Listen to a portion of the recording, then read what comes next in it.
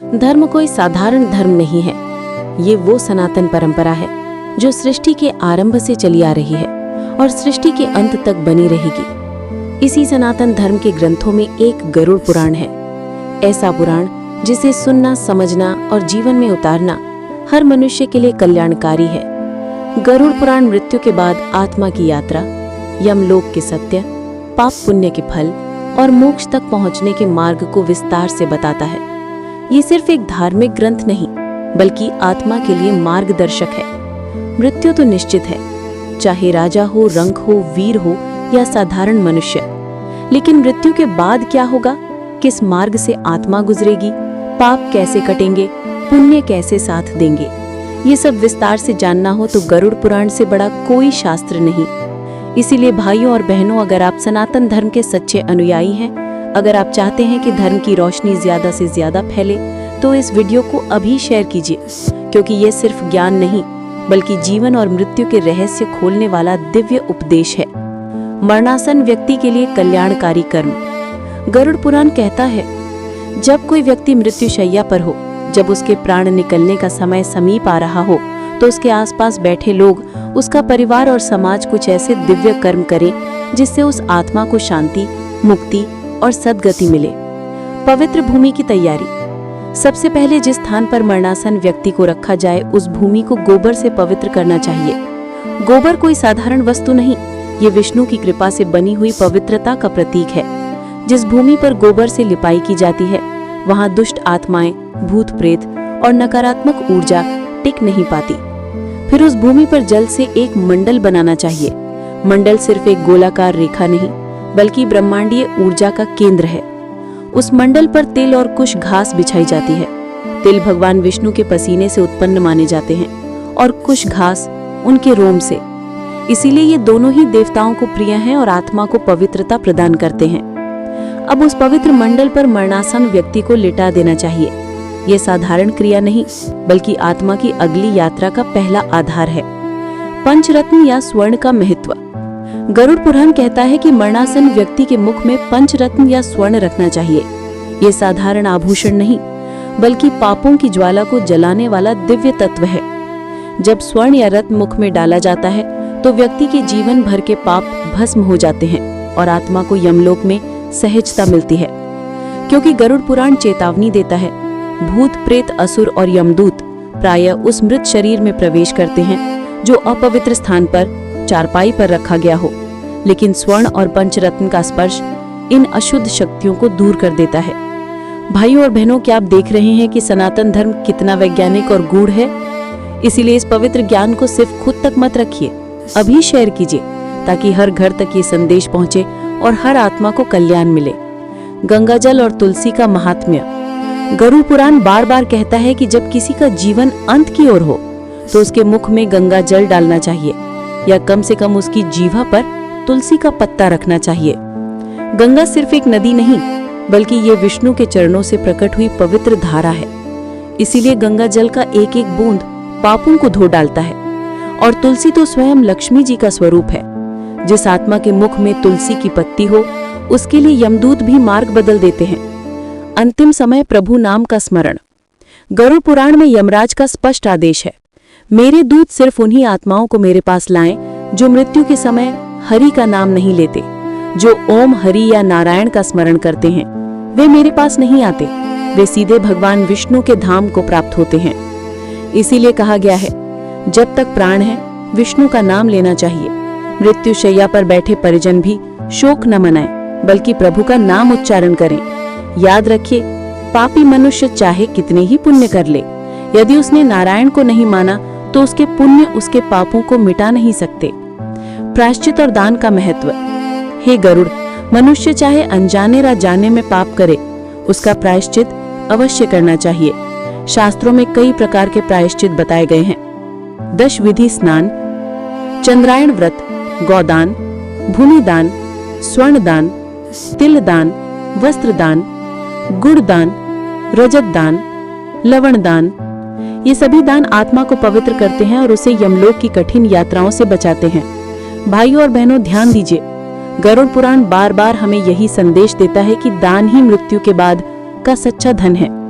हम यहाँ से रुपया, पैसा, सोना, जमीन कुछ भी साथ नहीं ले जाते, लेकिन जो दान हम अपने हाथों से करते हैं वही परलोक में हमारे सामने मिलता है। इसीलिए कहता हूँ, अगर आप सनातन धर्म के सच्चे अनुयायी हैं तो इस ज्ञान को अभी शेयर कीजिए, क्योंकि ये सिर्फ कथा नहीं बल्कि आत्मा की मुक्ति का मार्ग है। गरुड़ पुराण स्पष्ट रूप से बताता है कि जब आत्मा शरीर छोड़कर यमलोक की ओर प्रस्थान करती है तो उसका मार्ग आसान नहीं होता। वो मार्ग दुर्गंध, मवाद, रक्त और भयावह दृश्य से भरा होता है। वहां की पीड़ा साधारण मनुष्य कल्पना भी नहीं कर सकता। कई जगह आत्मा को कांटे भरे जंगल, कभी अत्यधिक गर्म रेत, तो कभी हड्डियों और रक्त की नदियां पार करनी पड़ती हैं। इसीलिए गरुड़ पुराण चेतावनी देता है, अगर जीवित रहते पुण्य और दान नहीं किए तो ये मार्ग असहनीय यातना देता है। भाइयों और बहनों, सोचिए जरा, क्या आप चाहेंगे कि आपके प्रियजन की आत्मा इस भयावह मार्ग में पीड़ित हो? नहीं ना? तो आज ही संकल्प कीजिए कि जीवन रहते पुण्य और दान करेंगे और इस पवित्र ज्ञान को अभी शेयर कीजिए ताकि हर कोई इस सच्चाई को समझ सके। वैतरणी नदी का महत्व। यमलोक पहुंचने से पहले आत्मा को एक भयंकर नदी पार करनी होती है। उसका नाम है वैतरणी नदी। ये नदी साधारण जल से नहीं भरी होती, बल्कि इसमें मवाद, खून और गंदगी बहती है। इसमें इतने कीड़े मकोड़े होते हैं कि साधारण आत्मा इसका पार करना असंभव समझती है। लेकिन गरुड़ पुराण में उपाय बताया है। जिस मनुष्य ने जीवन में या मरणासन स्थिति में वैतरणी गौ का दान किया हो, वो आत्मा इस नदी को बिना कष्ट के पार कर लेती है। वैतरणी गौ कौन होती है? ये वो गाय होती है जो पूरे शरीर से काली हो और जिसके थन भी काले हों। इस गौ का दान यदि योग्य ब्राह्मण को किया जाए तो आत्मा को वैतरणी नदी सहजता से पार हो जाती है। पददान का महत्व। गरुड़ पुराण ने 8 प्रकार के पददान बताए हैं। पहला, छत्र यानी छाता। दूसरा, जूता यानी पादुका। तीसरा, वस्त्र। चौथा, अंगूठी। पांचवा, कमंडल। छठा, आसन। सातवां, पात्र। और आठवां, भोजन पदार्थ। इन पददानों का फल। छत्र दान से आत्मा को यम मार्ग में छाया मिलती है। जूते का दान आत्मा को घोड़े पर बैठाकर मार्ग पार कराता है। कमंडल दान से आत्मा को पानी की कमी नहीं होती। वस्त्र दान से यमदूत आत्मा को कष्ट नहीं देते। तिल का दान मन, वाणी और शरीर के पापों का नाश करता है। शय्या दान से आत्मा स्वर्ग लोक में 60,000 वर्षों तक सुख भोगती है। भाइयों और बहनों, क्या आपने देखा हमारे शास्त्र कितने करुणामय और वैज्ञानिक हैं? हर दान आत्मा को अगले जीवन में सुविधा प्रदान करता है। इसीलिए कहता हूँ, ये संदेश ज्यादा से ज्यादा लोगों तक पहुँचाएं, अभी शेयर कीजिए।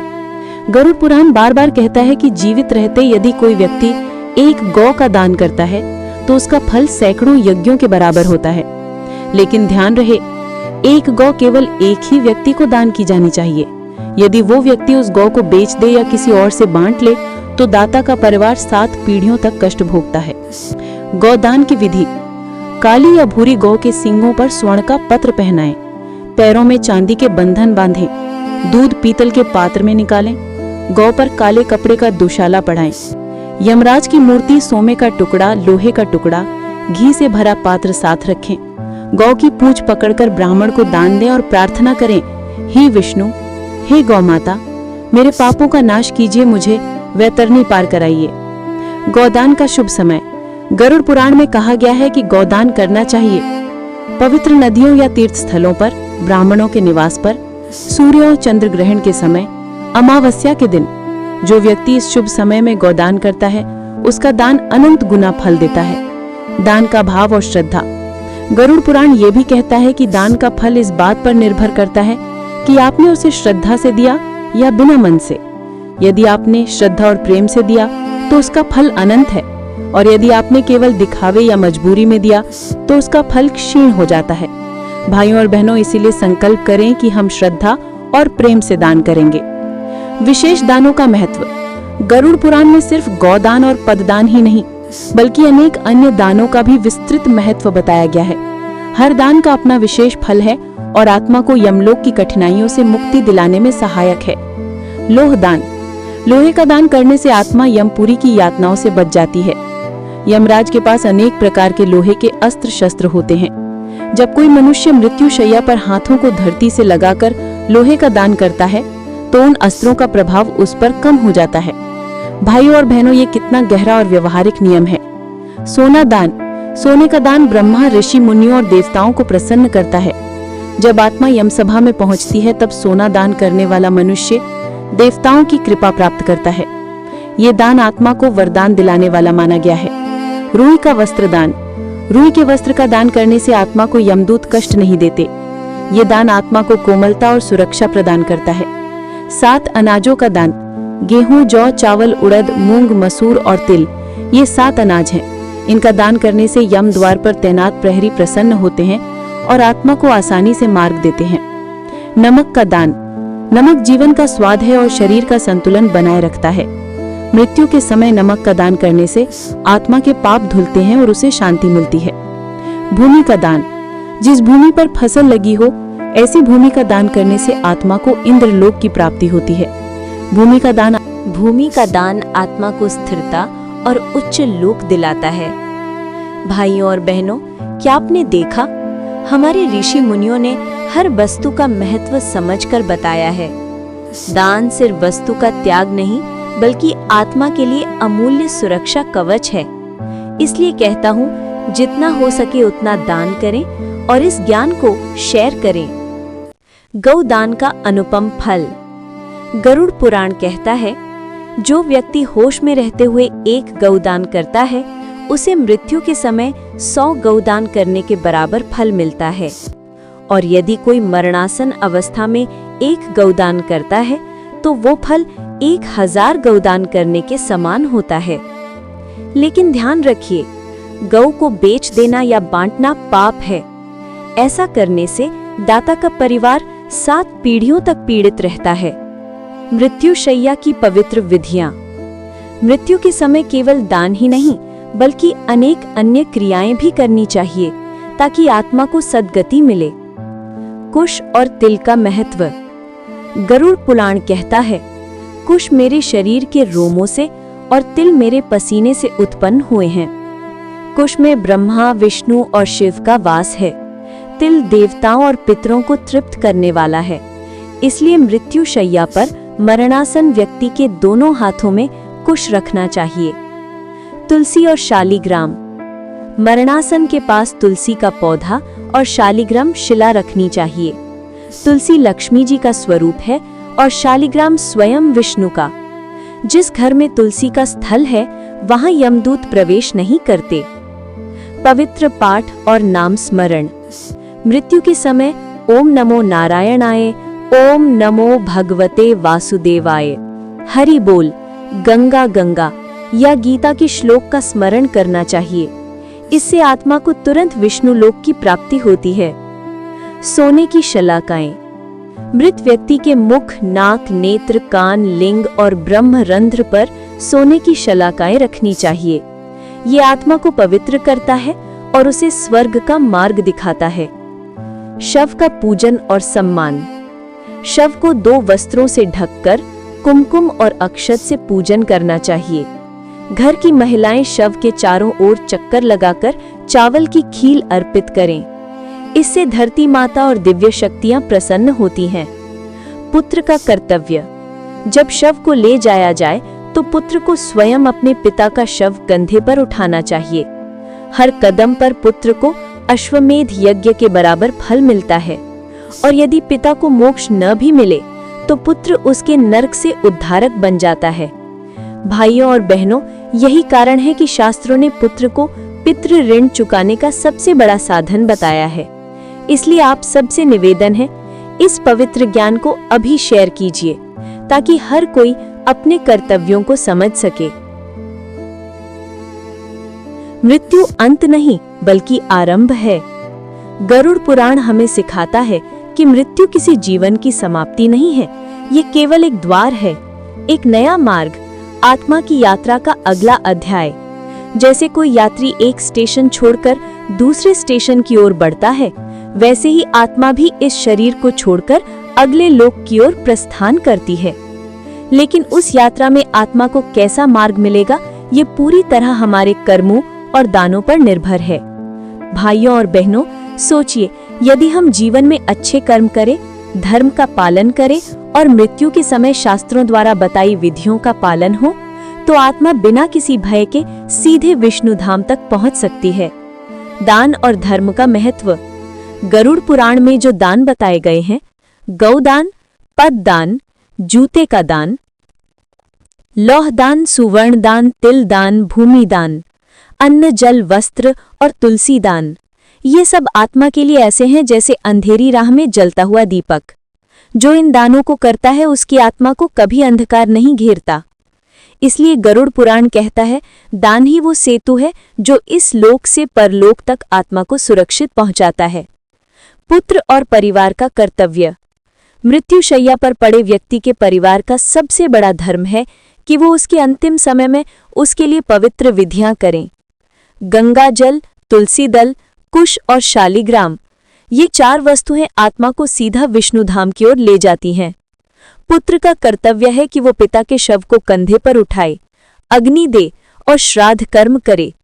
पुत्र की ये सेवा ही पितरों का उद्धार है और यही कारण है कि शास्त्रों ने पुत्र को पितृ ऋण से मुक्त करने का साधन कहा है।